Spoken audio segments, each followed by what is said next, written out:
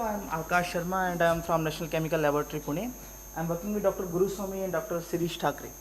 So today I will talk about the viscoelastic response of polymeric fibers. What I'm really trying to ask here is what is the structural origin of the viscoelastic properties of these fibers, or what are the structural features that you need to consider to model the viscoelastic behavior of these fibers. And to do that, I'm going to pick multiple kind of fibers. For example, silk, regenerated cellulose, PET fibers, polychlorinated fibers, and you can see that these fibers are different in multiple aspects. Of course, their chemistries are completely different from each other, and apart from that, they have differences at multiple length scales of structure. So if you zoom in using a microscope and go to some microns length scale, you would see that the fibers have different shape of their cross-sectional cross section, or they have different surface morphologies. If you go down to some nanometer length scales, you might notice differences like lamellar structure or microvoidic differences. Or if you go to some angstrom length scales, then the unit cell structure is completely different. They have different crystallinities or different orientations. Now, if you take into account all of these differences and then try to link them to the properties, this becomes nearly an impossible task. So what I will show you is that you need not to account for all these differences. Only the fact that these are semi-crystalline polymers and they have crystalline phase coexisting with the amorphous phase is sufficient to model the viscoelastic response in these systems. So there have been previous attempts in literature where people have tried to model the viscoelastic properties, but the problem with these models is that they only capture particular kind of response. They are very specific to the kind of experiment. What I'm going to show you here is a very simple but extremely powerful model which captures response from different kind of mechanical measurements and links that to the structural features from wide angle X-ray scattering. And not only that, this model gives us beautiful insights into the microstructural response, which is completely counterintuitive. For example, if you think about this, if you stretch such a system which is semi-crystalline, you would expect that the amorphous phase would get stretched first because this is softer one. But I will convince you that the crystals get strained first for the fibers which have glassy amorphous part. So here's this model. It's a simple spring in series with a Kelvin wide element, and I distribute multiple such combinations in parallel with keeping the elasticities of the springs constant and varying the dashpot relaxation time. And you can see that this simple model can fit the stress strain and stress relaxation behavior in the linear response region excellently, and you can get some numbers for EC and EA from here. To get what is the structural significance of these numbers, we did wide angle X-ray scattering and we pulled out crystalline and amorphous modeling from there.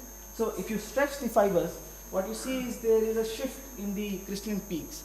Now this shift could be used to calculate crystalline strains, and you know what is the stress you have imposed on the fiber, so you can calculate a crystalline modulus. And similar way you can calculate an amorphous modulus. And what we noticed here was that the crystalline moduli match with the EC from the fitting, and the amorphous moduli from the wide angle match with the EA from the fitting.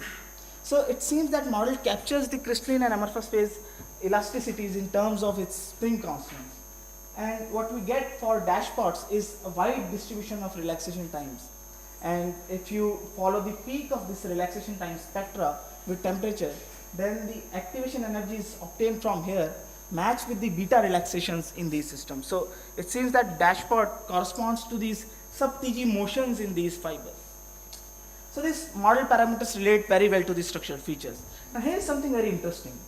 We notice that if you stretch the fibers, the initial slope of stress strain curve matches with the crystalline modulus.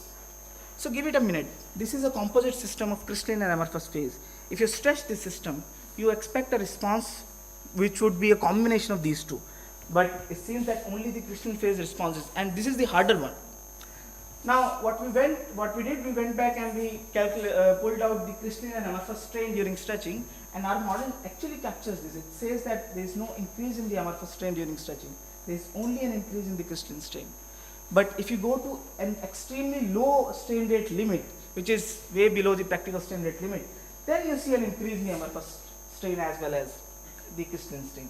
So what's going on in here is that at practical strain rates, your glassy amorphous phase is not able to respond because of these high viscosities associated with it. But if you go down to very slow stretching, then the glassy phase also responds along with the crystalline phase. Now this is still from the model, so we went back and we did some direct measurement on to the structure.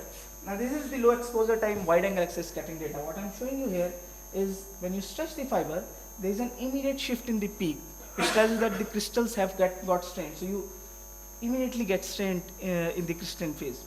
Now if you hold it after stretching for a long time, then the strain appears to reduce. So if you hold it, then during relaxation, the crystals transfer their strain to the amorphous part.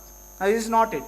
So you hold this system, this model says that this stress relaxation could not be a permanent dissipation of energy, which is believed as a permanent dissipation of energy. The model says that if you have a spring in parallel with this dashpot, then this spring should try to bring the system back to its original length. And then we verify this experiment. So if you release it, the spring should bring the dashpot back. So what we did here was we stretch the fiber, hold it for an hour so that the stress decays, and then we reduce the stress to 0. And see, the stress goes to 0 at a non-zero strain. And then you hold the fiber again there. And we notice that the stress actually recovers in time. And the model can quantitatively pick up the stress recovery along with the stress relaxation and the stress sustain response in the linear response region.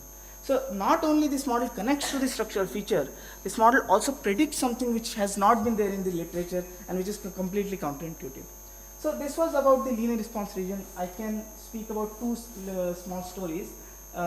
If you go beyond the linear response region, then after a particular strain you see this kink here. And if you stretch the fiber and release it, then the fiber slacks, which has been reported as a plastic deformation of these fibers in the literature. So this point has been reported as an yield point. So if you stretch the fiber again, you have to really cover this slack and come back. But don't stretch it again, you leave it for 24 hours and then do the cyclic experiment. The fiber recovers its original state, it shows the kink at the same point, it shows the same residual strain which could be recovered over another 24 hours. So if you really follow this, this is such a slow logarithmic recovery of these fibers that this point has been wrongly stated as an yield point in the literature. There is no yielding of these fibers in the observable strain range. So what happens here is another relaxation which kicks in immediately, but the fibers take a long time to come back. So these fibers remain approximately elastic in the long time range limit. This is, if you are interested, I can speak about this story in my during my poster, that we quantify microvoids in these fibers, in cellulosic fibers, using small angle and ultra small angle scattering experiment, and it has been believed that microvoids correspond to the failure differences between different kind of cellulose fibers. We show here that if you, which have not been in literature till now, that if you really pull out the amount of microvoids these fibers have, they cannot, we believe that they cannot correspond to the failure, or they cannot really be responsible for the failure of these fibers. So please come to my poster. I will speak about some of these stories in detail and you can ask me questions during that. Thank you.